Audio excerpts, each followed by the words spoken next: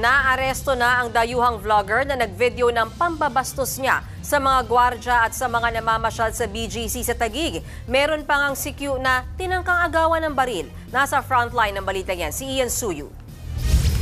Aakalain mong isang simpleng vlog lamang yan. Ang lalaking nakaitim na t-shirt, nilapitan ng isang ginang na naglalakad sa labas ng mall sa BGC, Taguig City. I'm gonna rob you if you keep walking away. I want to give you money. No? Okay. Pero ang babae, hindi siya pinansin at dire-diretso lang na naglakad. Ang foreigner naman, may pahabol pang panglalait. Okay, because you got a COVID mask, you liberal. Go get your vaccine. Pumasok ang lalaki sa isang mall at bigla niyang inagaw ang sombrero ng security guard saka tumakbo.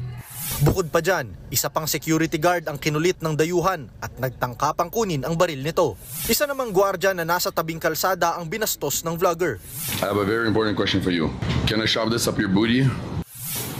Sinakyan pa niya ang motorsiklo ng CQ. Dumaan rin siya sa isang restaurant at kinuha ang isang electric fan saka umalis. Ang lalaking yan nakilalang si Vitaly Zdorovetsky, 33 years old, isang Russian-American vlogger. Sunod-sunod ang reklamong natanggap ng Taguig City Police mula sa pamunuan ng BGC dahil sa panggugulo ng lalaki. Parang hindi po normal yung behavior nitong vlogger na to. Kasi doon pa lang po hindi magandang biro iyon eh. Kasi dapat maging aware din po, lalo na sila. Bukod sa police, syempre, yung mga guard natin na yan, syempre, sila din po yung nagme-maintain ng peace and order. So, hindi nila alam kung ano yung next na gagawin itong vlogger na to. Kanina, nagtungo sa tanggapan ng pulisya ang mga empleyado para magreklamo. Ngunit tumanggi silang humarap sa aming kamera. Sa kabuuan, 4 na CQ at isang store manager ang nagsampa ng patong-patong na reklamo laban sa vlogger. Kabilang dyan ang unjust vexation at theft. Nakikipagtulungan na rin daw ang mga pulis sa NBI at Bureau of Immigration.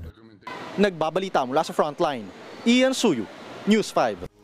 Mga kapatid, may Los Baños po. Huwag magpahuli sa mga balita at impormasyon dapat ninyong malaman. Para sa mas malawak na balitaan at diskusyon, mag-follow at mag-subscribe sa social media pages ng News 5.